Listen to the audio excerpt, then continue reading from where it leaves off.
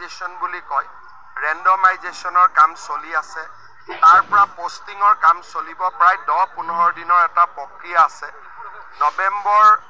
অক্টোবৰ মাহটো আমি কোনো কাম কৰিব পৰা নাই সকলোৰে আপোনালোক সকলোৱে জানে পৰিৱেশ নৱেম্বৰত আমি নিযুক্তিৰ প্ৰক্ৰিয়া আৰম্ভ কৰিম ডিচেম্বৰত আমি শেষ কৰিম এটা এটাকৈ আমি নিযুক্তি দি যাম প্ৰথমতে এলপি তাৰপিছত পুলিচ তাৰপিছত gazetted officer ADRE 3 ADRE 4 health এনেকে প্ৰায় 35,000 নিযুক্তি পাব নিযুক্তিৰ মই 2 দিনতে ডেটবিলাক ঘোষণা কৰি দিম আমাৰ ৰেণ্ডমাইজেশ্যন বুলি কয় ৰেণ্ডমাইজেশ্যনৰ কাম চলি আছে তাৰ পৰা পোষ্টিঙৰ কাম চলিব প্ৰায় 10-15 দিনৰ এটা প্ৰক্ৰিয়া আছে নৱেম্বৰ অক্টোবৰ মাহটো আমি কোনো কাম কৰিব পৰা নাই সকলোৰে আপোনালোক সকলোৱে জানে পৰিৱেশ